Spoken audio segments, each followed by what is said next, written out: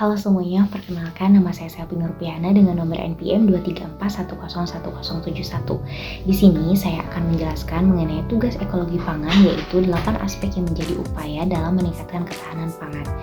Ketahanan pangan sendiri adalah kondisi terpenuhinya pangan bagi negara maupun perseorangan yang tercermin dari tersedianya pangan yang cukup baik jumlah maupun mutunya, aman, bergizi, merata, dan terjangkau, dan tidak bertentangan dengan norma-norma yang ada untuk hidup yang lebih sehat, aktif, dan produktif.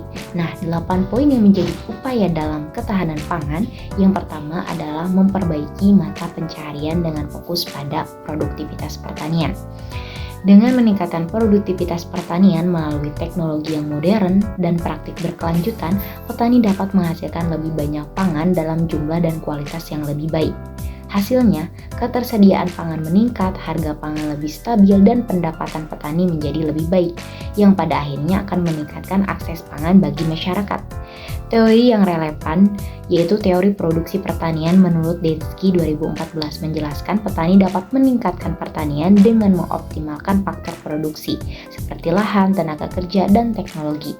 Program yang pernah ada di Indonesia adalah Food Estate atau Proyek Lumbung Pangan Nasional di beberapa daerah untuk meningkatkan produksi pangan melalui intensifikasi dan ekstensifikasi lahan pertanian. Kedua, yaitu peningkatan ketahanan populasi rentan. Sistem jaring pengaman sosial seperti bantuan pangan, subsidi, program nutrisi membantu masyarakat miskin dan rentan mendapatkan akses terhadap pangan yang cukup. Dampaknya mencegah malnutrisi, meningkatkan kesejahteraan masyarakat miskin, serta mengurangi risiko ketidakadilan sosial akibat kelangkaan pangan.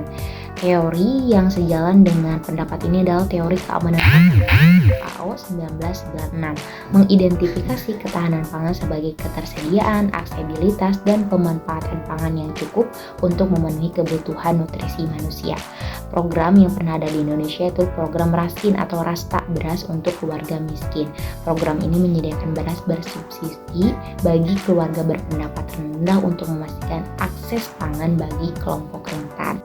Poin nomor 3 yaitu perbaikan penelitian, inovasi, dan komersialisasi pertanian dan gizi.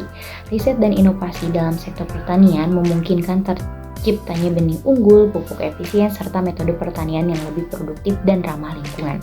Dampaknya, peningkatan hasil panen, efisiensi sumber daya, serta akses pangan yang lebih baik dengan nilai gizi yang lebih tinggi.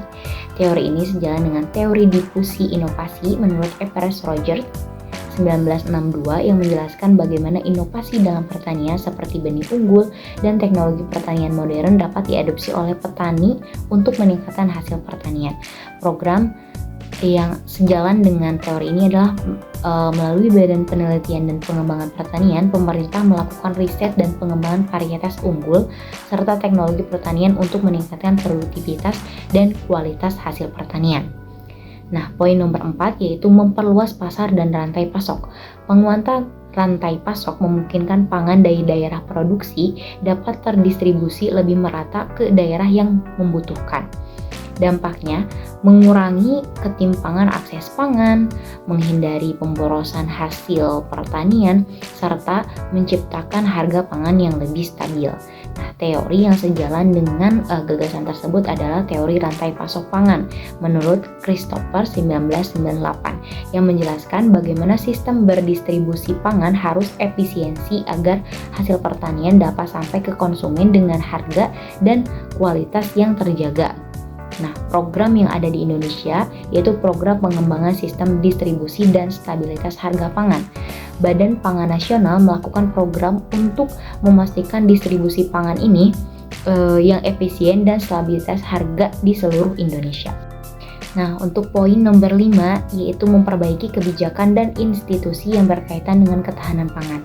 Regulasi yang baik seperti subsidi pertanian, kebijakan impor-ekspor, serta insentif bagi petani meningkatkan produksi dan distribusi pangan. Dampaknya, keamanan pangan akan lebih terjamin, produksi lokal lebih kompetitif, serta petani dapat mendapat dukungan untuk meningkatkan hasil produksi mereka. Nah, teori ini sejalan dengan teori tata kelola pemerintahan menurut Good Governance UNDP 1997 yang menjelaskan pentingnya kebijakan yang transparan, partisipatif, dan akuntabel dalam menjamin ketahanan pangan. Program yang ada yaitu pembentukan BPN Badan Pangan Nasional yang didirikan pada tahun 2021 yang bertugas mengordinasikan, merumuskan, menetapkan, dan melaksanakan kebijakan di bidang pangan untuk memastikan ketahanan pangan nasional. Poin nomor 6 yaitu memperbaiki gizi dan kualitas pangan. Peningkatan kesadaran gizi dan akses ke pangan bergizi dapat mencegah masalah kesehatan seperti stunting dan obesitas. Dampaknya generasi yang lebih sehat dan produktif, pengurangan beban masyarakat, serta peningkatan kualitas hidup. Teori ini sejalan dengan teori sistem pangan berkelanjutan yang fokus pada produksi dan konsumsi pangan yang mendukung kesehatan manusia dan kelestarian lingkungan. Program yang ada yaitu program makan tambahan untuk anak sekolah dan ibu hamil yang tujuannya untuk meningkatkan status gizi dan kesehatan melalui pemberian makan bergizi yang sedang terjadi sekarang ini. Poin nomor 7 yaitu perbaikan manajemen sumber daya dan adaptasi perubahan iklim. Dengan manajemen sumber daya yang efisien dan adaptasi terhadap perubahan iklim, produksi pangan akan tetap stabil meskipun menghadapi berbagai tantangan lingkungan. Dampaknya, ketahanan pangan akan lebih terjaga dalam jangka waktu yang panjang dan resiko gagal panen pun akan berkurang.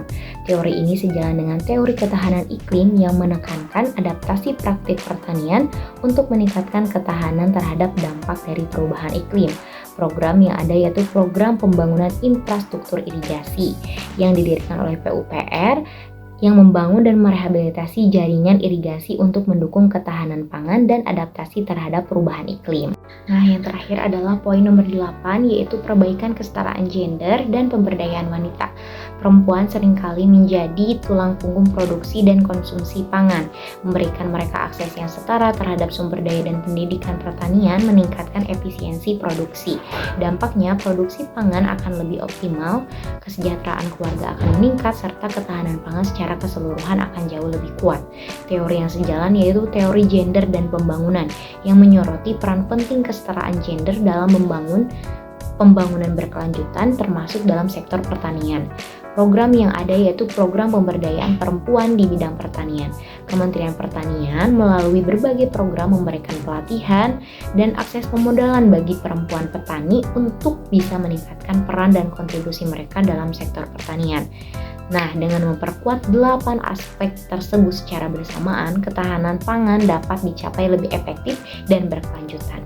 Sekian dari saya, mohon maaf kurang lebihnya, semoga dapat memberikan manfaat bagi yang menonton. Wassalamualaikum warahmatullahi wabarakatuh.